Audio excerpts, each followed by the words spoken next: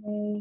Halo semuanya, selamat malam. Kami dari kelompok 9 sama Lona yang dibimbing oleh Kak Widya dan Kak Neo akan melakukan diskusi tentang kekerasan seksual yang merupakan salah satu penugasan dari PKKMB UNES 2022. Sebelum masuk ke pembahasan, perkenalkan, nama saya Valentin Febrianti Marlesa dari Pendidikan Akuntansi, selaku moderator dari sesi diskusi kali ini. Mulai diskusi dan pertukaran opini, mari kita semua sama-sama mendengarkan pengertian singkat kekerasan seksual yang sudah dibuat oleh salah satu teman kita Sekar dan akan dibawakan oleh Lucy. Kepada Lucy, waktu dan tempat kami persilakan.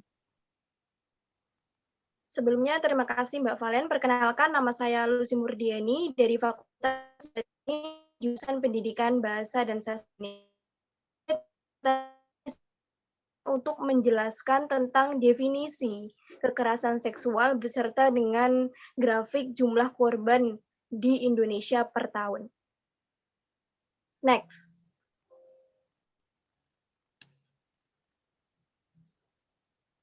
Untuk definisi kekerasan seksual sendiri, dilansir dari laman website Kemendikbud, kekerasan seksual adalah setiap perbuatan merendahkan, menghina, melecehkan, dan atau menyerang tubuh dan atau fungsi reproduksi seseorang karena ketimpangan relasi kuasa dan atau gender yang berakibat atau dapat berakibat penderitaan psikis dan atau fisik termasuk yang mengganggu kesehatan reproduksi seseorang dan hilang kesempatan melaksanakan pendidikan dengan aman dan optimal. Selanjutnya, dapat dilihat dari data kekerasan seksual. Data di grafik yang pertama itu adalah jumlah kekerasan terhadap perempuan tahun 2007 sampai 2018 Catahu 2019. Pada 2010, ini jumlahnya mencapai 105.103. Kemudian 2011 mengalami peningkatan sampai 2015. Kemudian 2016 mencapai penurunan. Kemudian 2017 mencapai 348.446 dan puncaknya di 2018 404.178 korban. Di grafik yang kedua itu ada data kekerasan berbasis gender cyber tahun 2017 sampai 2020 data dari Catahu 2020. Itu 2017 ada 16 korban, naik di 2018 97 korban, 2019 281 korban, dan puncaknya di 2020 itu ada 942 korban. Next. Berdasarkan jenisnya, kekerasan seksual ini dapat digolongkan sebagai berikut, yaitu yang pertama ada verbal, yang kedua fisik, yang ketiga non-fisik, dan yang keempat ada atau informasi dan komunikasi. Sekian dari Oke, baik. Terima kasih. Nah, tadi sudah dijelaskan secara singkat oleh Lucy ya. Dan sudah dijelaskan juga nih jenis-jenisnya. Nah, sekarang kita buka aja sesi opini kita pada hari ini. Kalau menurut teman-teman di sini, gimana nih contoh-contoh dari kekerasan seksual itu apa aja sih? Mungkin boleh ya kalau misalnya saya sebut nanti namanya perkenalan singkat dulu, lalu langsung dilontarkan saja opini teman-teman. Mungkin boleh kita mulai dari Aski. Kepada Aski, waktu dan tempat dipersilakan. Oke, thank you Valen.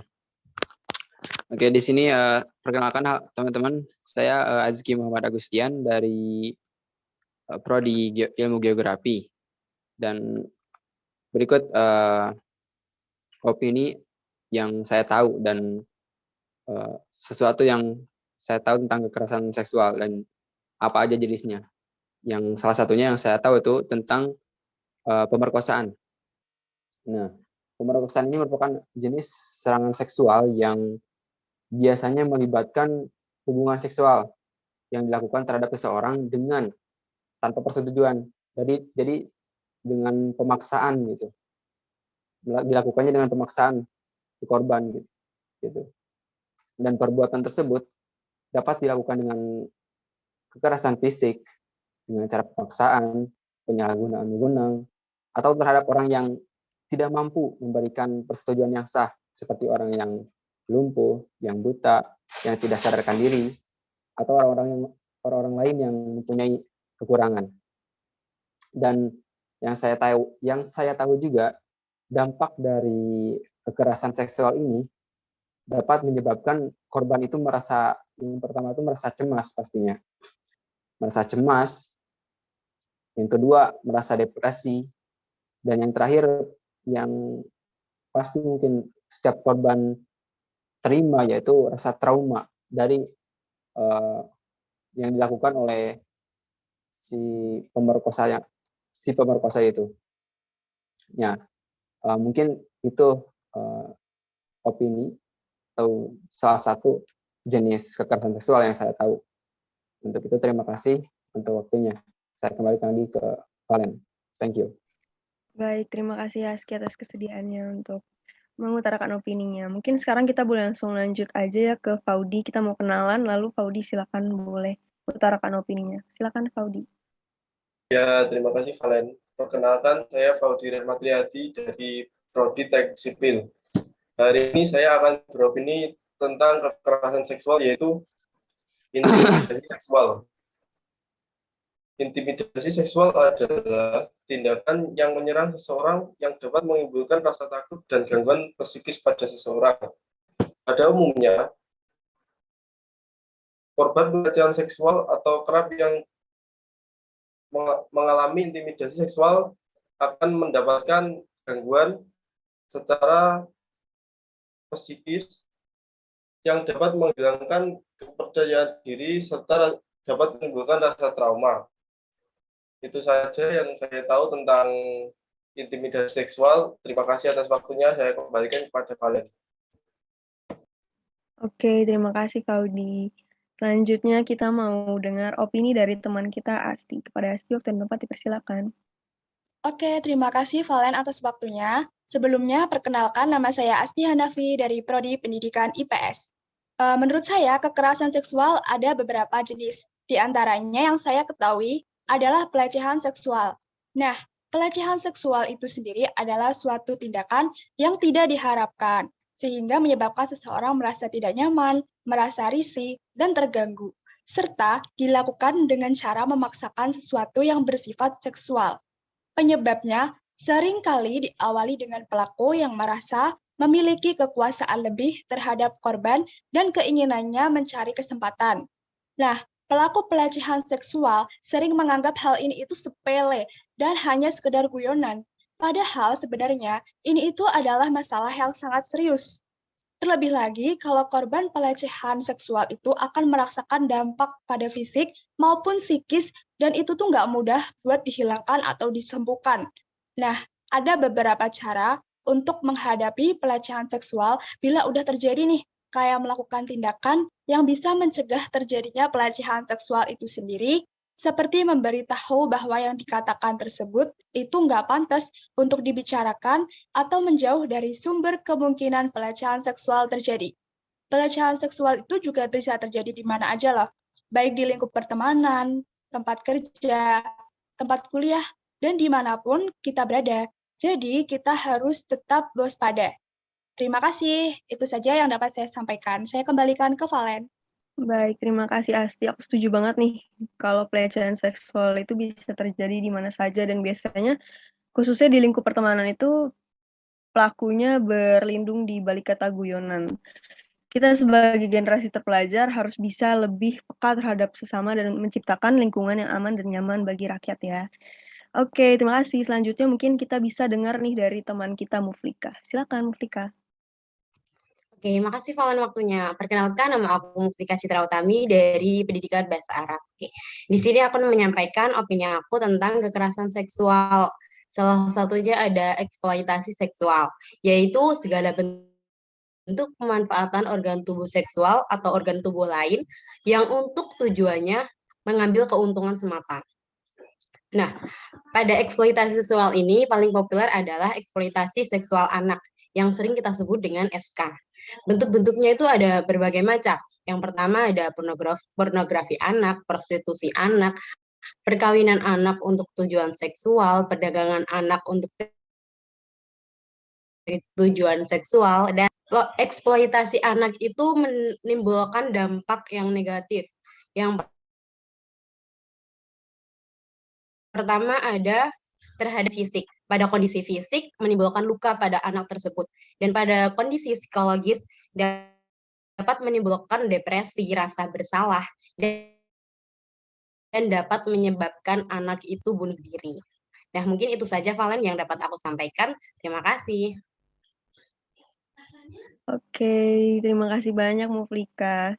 Selanjutnya kita mau kenalan dan ngobrol-ngobrol nih sama Imelda. Silakan Imelda. Oke, terima kasih Valen. Sebelumnya, perkenalkan nama saya Imelda Lelan Syafina dari Prodi Pendidikan Fisika. Jadi, salah satu jenis kekerasan seksual yang aku ketahui itu prostitusi paksa. Itu termasuk ke dalam kekerasan seksual, juga termasuk ke dalam perdagangan manusia. Biasanya, korban diminta dan dipaksa untuk menandatangani kontrak yang berisi persetujuan untuk menjual tubuhnya pada Nah, di sini aku dapat data dari internet nih. Menurut kantor PBB, urusan obat-obatan dan kejahatan, 72% korban perdagangan manusia di dunia adalah perempuan dan remaja putri. Dalam kasus-kasus yang melibatkan perempuan, 83% terkait eksploitasi, 13% kerja paksa, dan 4% untuk tujuan lain. Ternyata korban prostitusi paksa ini bukan cuma perempuan loh. Ada juga korban laki-laki yang jumlahnya tidak lebih banyak dari perempuan, yaitu 82% diperdagangkan untuk kerja paksa, 10% eksploitasi seksual, 1% untuk penjualan organ, dan 7% untuk tujuan lain. Mungkin dari saya segitu aja. Waktu dan tempat saya kembalikan lagi ke Valen. Terima kasih. Terima kasih Imelda. Benar banget nih kata Imelda bahwa korban kekerasan seksual walaupun memang mayoritas adalah seorang perempuan, tapi nggak menutup kemungkinan bahwa laki-laki juga sama-sama bisa menjadi korban. Terima kasih. Selanjutnya kita mau sama-sama dengar dari Alia. Silakan Alia. Oke, terima kasih Valen. Sebelumnya perkenalkan nama aku Alia Aulia Rahma dari Prodi Pendidikan Akuntansi. Salah satu kekerasan seksual yang saya ketahui yaitu ada perbudakan seksual. Menurut KBBI, budak itu adalah kesuruhan raja. Jadi, perbudakan seksual adalah kondisi di mana seseorang disuruh secara paksa untuk melakukan kegiatan seksual. Kemudian di sisi lain juga perbudakan seksual itu mencakup situasi di mana perempuan dewasa atau bahkan anak-anak dipaksa untuk menikah atau memberi pelayanan rumah tangga yang melibatkan kegiatan seksual secara paksa.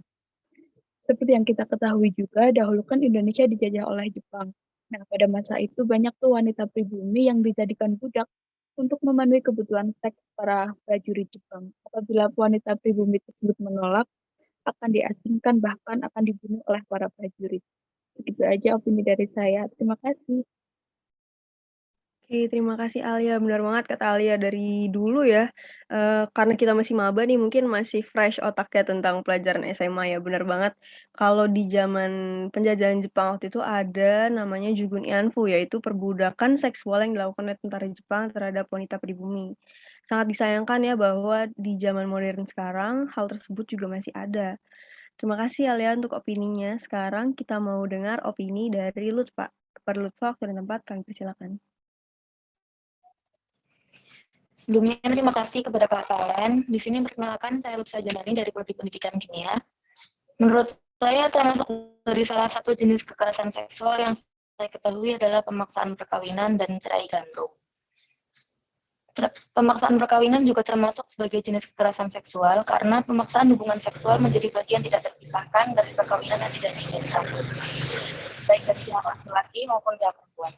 Ada beberapa tindakan yang termasuk dalam pemaksaan perkawinan, diantaranya adalah pemaksaan perkawinan pada anak, pemaksaan perkawinan yang mengatasnamakan hukum adat, serta perkawinan antara korban dan pelaku pelecehan seksual. Pemaksaan perkawinan yang mengatasnamakan hukum adat, contohnya adalah kawin tangkap, yaitu praktik di mana laki-laki bisa menangkap atau menculik wanita dan memaksa wanita tersebut untuk menjadi istrinya. Menurut saya, hal ini sangat merugikan pihak wanita, karena di posisi tersebut, wanita tidak diperbolehkan menolak atas alasan hukum adat. Contoh lainnya adalah perkawinan paksa untuk menjaga nama baik pihak wanita. Hal ini terjadi jika suatu pasangan berkencan dan ada hal lain yang tidak disetujui oleh pihak wanita, maka mereka harus segera menikah. Pihak laki juga tidak bisa menolak dengan alasan hukum adat. Sedangkan cerai gantung sendiri dapat diartikan dengan ketika perempuan dipaksa untuk terus berada dalam ikatan perkawinan, padahal dia ingin bercerai. Namun gugatan cerainya tidak diterima atau ditolak dengan berbagai alasan, baik dari pihak suami maupun otoritas lainnya. Dan hal ini sangat merugikan pihak istri karena dia bisa mendapat perlakuan hubungan seksual secara paksa, sedangkan gugatan cerainya tidak disetujui. Mungkin itu saja salah satu jenis kekerasan seksual yang saya ketahui. Selanjutnya saya kembalikan kepada Kak Khalid. Terima kasih. Baik, terima kasih Lutfa atas kesediaannya. Selanjutnya kita mau kenalan dan dengar opini dari Mila. Kepada Mila dipersilakan. Oke, makasih ya Valen. Sebelumnya perkenalkan dulu, nama aku Jili Mila Azari dari Prodi Pendidikan Bahasa dan Sastra Indonesia. Aku akan nyampein salah satu opini aku tentang kekerasan seksual. Nah, yang aku tahu dari kekerasan seksual itu salah satunya adalah pemaksaan kehamilan. Yang dimaksud pemaksaan kehamilan itu sendiri adalah suatu kondisi ketika perempuan dipaksa dengan kekerasan maupun ancaman kekerasan untuk melanjutkan kehamilan yang tidak dia kehendaki. Selain itu juga, ketika suami menghalangi istrinya untuk menggunakan kontrasepsi, sehingga perempuan itu tidak dapat mengatur jarak kehamilannya. Pemaksaan kehamilan ini berbeda dimensi jika dibandingkan dengan kejahatan terhadap kemanusiaan. Terus contoh pemaksaan kehamilan ini tuh perempuan korban perkosaan dan suami yang melarang istrinya untuk menggunakan kontrasepsi. Segitu dulu opini dari aku kembaliin lagi ke Valen. Oke, terima kasih Mila atas opininya. Kita sekarang mau dengar opini dari Feni. Silakan Feni. Baik, terima kasih Valen atas waktunya. Sebelumnya perkenalkan, nama saya Feni Amanda Primasari dari Prodi Pendidikan Bahasa dan Sastra Indonesia. Pada kesempatan kali ini, saya akan menyampaikan sedikit opini saya mengenai pemaksaan aborsi. Pada dasarnya, aborsi merupakan suatu tindakan menggugurkan kandungan untuk mengakhiri kehamilan. Menurut saya, tindakan ini merupakan tindakan yang bersifat ilegal untuk dilakukan. Banyak sekali kasus yang terjadi di Indonesia mengenai hal ini, di mana para perempuan yang menjadi korban kekerasan seksual seringkali dipaksa untuk melakukan tindakan aborsi. Jika dilihat dari sudut pandang saya, ada beberapa alasan yang menyebabkan hal itu dapat terjadi, yaitu diantaranya yang pertama, karena adanya hamil di luar nikah, yang kedua, karena adanya ketidakmampuan dalam hal ekonomi, yang kedua, karena kurangnya support atau dukungan dari pihak keluarga, dan yang keempat, karena adanya masalah dengan pasangannya. Banyak pihak termasuk dari Komnas Perempuan dan juga ICCR atau Institute for Criminal Justice Reform yang mendorong agar tindakan pemaksaan aborsi ini dapat diatur dalam rancangan Kitab Undang-Undang Hukum Pidana atau RKUHP dengan tujuan agar para pelaku tindak pemaksaan aborsi ini dapat mempertanggungjawabkan jawabannya dan bisa mendapatkan sanksi atau hukuman yang setimpal dengan perbuatan yang telah dilakukan. Mengapa demikian? Karena undang-undang yang ada selama ini, pihak perempuanlah yang selalu dipandang sebagai subjek utama pelaku tindakan aborsi. Sedangkan di sisi lain, perempuan sebagai korban pemaksaan tindakan aborsi masih jarang untuk diperbincangkan maupun dibahas. Cukup sekian opini yang dapat saya sampaikan. Untuk waktu dan tempatnya, saya persilakan lagi ke Valen. Terima kasih. Oke, aku setuju banget nih sama Feni, karena di dalam kasus ini terlalu menitik beratkan kepada perempuan, padahal pelaku dari kehamilan yang akhirnya berujung pemaksaan aborsi ini dia lebih dapat spotlight ya dibanding wanita yang menjadi korban. Terima kasih sebelumnya Feni untuk opininya. Sekarang kita mau langsung lanjut aja dengan perkenalan dan opini dari Carina. Silakan. Oke, terima kasih atas waktu yang diberikan. Halo semuanya, perkenalkan nama saya Carina Nurlaili dari Prodi Bimbingan dan Konseling. Salah satu kekerasan seksual menurutku itu pemaksaan. Kayak memaksa tidak mau menggunakan kondom saat berhubungan, padahal kan pada umumnya kondom cukup efektif untuk mencegah kehamilan. Nah, jika digunakan secara tepat dan menggunakan volume yang benar, kondom efektif mencegah kehamilan hingga 98%. Jadi kondom itu enggak 100% mencegah kehamilan. Resiko kehamilan masih tetap ada meski hubungan intim dilakukan dengan kondom. Selain mencegah kehamilan, menggunakan kondom berarti mencegah tertular penyakit kelamin yang berbahaya yang bisa ditularkan melalui hubungan intim seperti penyakit sifilis, herpes, chlamydia, gonore, HIV, dan beberapa penyakit lainnya. Terus yang kedua itu pemaksaan kontrasepsi dan sterilisasi. Padahal kan berdasarkan dokumen RUU TPKS nih, pemaksaan kontrasepsi dan sterilisasi menjadi 2 di antara 9 jenis tindak pidana kekerasan seksual yang diatur dalam undang-undang. Merujuk undang-undang tersebut, seseorang yang memaksa orang lain menggunakan alat kontrasepsi hingga menyebabkan orang itu kehilangan fungsi reproduksinya sementara waktu dapat dikenakan pidana penjara maksimal 5 tahun dan denda 50 juta. Itu aja sih opini aku. Terima kasih atas waktu yang diberikan. Aku kembalikan ke Valen. Oke, terima kasih Carina. Kita langsung lanjut aja mau dengar dari Amelia. Silakan Amelia.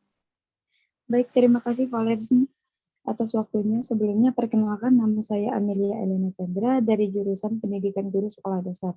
Opini saya, menurut kekerasan seksual itu ada banyak jenisnya, yaitu ada penyiksaan seksual. Jadi menurut saya penyiksaan seksual adalah setiap perbuatan merendahkan, menghina, melecehkan, atau menyerang tubuh dan fungsi reproduksi seseorang. Karena ketimpangan relasi kuasa gender yang dapat berakibat penderitaan psikis dan fisik termasuk yang mengganggu kesehatan reproduksi seseorang. Seperti contohnya yang kita ketahui yaitu yang pertama ada berperilaku atau mengutarakan ujaran yang mendiskriminasikan atau melecehkan penampilan fisik, tubuh ataupun identitas gender orang lain. Semisalnya lelucon seksi, siulan, dan memandang bagian tubuh orang lain. Yang kedua, menyentuh, mengusap, meraba, memegang, dan menggosok bagian tubuh pada area pribadi seseorang. Yang ketiga, mengirim lelucon foto, video, audio, atau materi lainnya yang bernuansa seksual tanpa persetujuan penerimanya dan meskipun penerima materi sudah menegur pelaku. Yang keempat, menguntil, mengambil, dan menyebarkan informasi pribadi termasuk gambar seseorang tanpa persetujuan orang tersebut. Yang kelima, memberi hukuman atau perintah yang bernuansa seksual kepada orang lain. Mungkin cuma segitu aja opini dari saya. Terima kasih, Valen. Baik, terima kasih Amelia. Selanjutnya kita mau kenalan dan dengar opini dari Ika. Silakan Ika. Baik, terima kasih Valen. Halo semua, perkenalkan nama aku Ika Nisolanisa dari Prodi Pendidikan Teknik Elektro Fakultas Teknik. Jadi, jenis kekerasan seksual menurutku yaitu penghukuman tidak manusiawi dan bernuansa seksual. Dari berita yang aku dengar, dalam 3 bulan terakhir ini ada 3 kasus penghukuman tidak manusiawi dan bernuansa seksual yang terjadi di Indonesia. Yang pertama ada kasus seorang istri di Tapanuli yang ditelanjangi dan diikat di atas pohon. Yang kedua ada seorang remaja perempuan yang di Sragen yang dihukum berjalan mengelilingi kampung dengan kondisi telanjang. Dan yang ketiga ada kasus seorang perempuan di Banda Aceh yang dihukum dimandikan warga dengan air comberan. Sangat disayangkan sekali bukan? Kasus penghukuman yang tidak manusiawi dan bernuansa seksual ini terus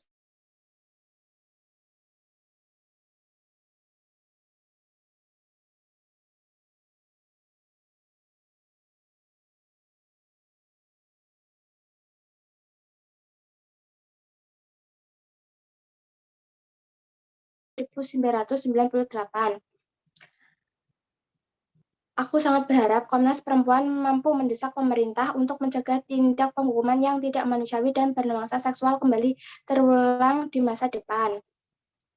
Itu saja yang dapat aku sampaikan. Selanjutnya aku kembalikan lagi ke Valen. Terima kasih semua. Baik, terima kasih Kak atas kesediaannya. Lalu kita mau langsung aja nih dengar dari Dewi. Silakan Dewi. Baik, terima kasih Valen atas waktunya. Sebelumnya perkenalkan nama saya Siti Wahyuni dari Prodi Pendidikan Bahasa dan Sastra Jawa. Menurut saya, salah satu opini dari contoh kekerasan seksual adalah praktik tradisi bernuansa seksual yang membahayakan dan mendiskriminasikan perempuan. Praktik ini biasanya dilakukan atas nama agama, budaya, hingga dampak psikologis terhadap korban. Contoh penerapan tradisi ini adalah female genital mutilation atau sunat perempuan. Sunat perempuan atau female genital mutilation adalah ritual pemotongan atau pengangkatan sebagian atau seluruh bagian luar alat kelamin wanita atau vulva. Terima kasih, itu saja opini saya. Waktu dan tempat saya kembalikan ke Valen. Oke, terima kasih banyak Dewi. Sekarang kita mau dengar dari Gina. Silakan Gina, waktu dan tempat dipersilakan. Oke, terima kasih untuk Valen. Sebelumnya perkenalkan nama saya Gina Nada Gadis Cantika dari Prodi Ilmu Politik. Salah satu kontrol seksual yang saya ketahui itu kontrol seksual termasuk lewat aturan diskriminatif beralasan moralitas dan agama. merupakan cara berpikir di dalam masyarakat yang menempatkan perempuan sebagai simbol moralitas komunitas, membedakan antara perempuan baik-baik dan perempuan nakal, dan menghakimi perempuan sebagai pemicu kekerasan seksual menjadi landasan upaya mengontrol seksual dan seksualitas perempuan. Kontrol seksual mencakup berbagai tindakan kekerasan maupun ancaman kekerasan secara langsung maupun tidak langsung untuk mengancam atau memaksa perempuan untuk menginternalisasi simbol-simbol tertentu yang dianggap pantas bagi perempuan baik-baik. Contohnya seperti kewajiban berbusana, jam malam, larangan berada di tempat tertentu pada jam tertentu, larangan berada di satu tempat bersama lawan jenis, serta aturan pornografi. Hanya itu yang saya ketahui, saya kembalikan kepada Valen. Baik, terima kasih teman-teman. Untuk jenis-jenisnya, aku rasa udah cukup lengkap nih yang teman-teman sebutin tadi. Sekarang aku mau tahu gimana sih pendapat tentang gimana cara kita harus menyikapi atau mencegah kekerasan seksual tersebut. Mungkin boleh kita dengar dari teman kita, Umi Nur, silakan. Oke, terima kasih Valen. Perkenalkan, saya Umi Nurwaidah dari Prodi Pendidikan Akuntansi. Jadi dari penjelasan-penjelasan tersebut bisa disimpulkan bahwa mungkin mayoritas korban dari kekerasan seksual memang perempuan, namun laki-laki juga bisa saja menjadi korban. Kita semua juga harus bisa menjadi pendengar yang baik untuk para korban kekerasan seksual, tidak saling menyalahkan, karena kerap jika terjadi kasus pelecehan seksual, pakaian korbanlah yang disalahkan. Padahal yang disalahkan itu tindakan pelaku. Selain itu, kita juga harus bisa menciptakan lingkungan yang aman dan nyaman untuk masyarakat. Mungkin cuma itu saja yang bisa saya sampaikan. Terima kasih. Baik, terima kasih atas kehadirannya dalam penugasan kelompok hari ini. Semoga apa yang kita bahas hari ini dapat bermanfaat dan mengingatkan kita bahwa kekerasan seksual dapat terjadi di mana saja dan kapan saja. Sehingga khususnya sebagai generasi muda yang terdidik, kita harus berhati-hati dan memberantas kekerasan seksual, serta menciptakan lingkungan yang aman dan nyaman bagi seluruh masyarakat. Yang terakhir, sebagai moderator, saya mewakili teman-teman sekalian. Mohon maaf bila ada kekurangan kata yang kurang berkenan. Sekali lagi terima kasih, selamat malam, dan selamat beristirahat semuanya.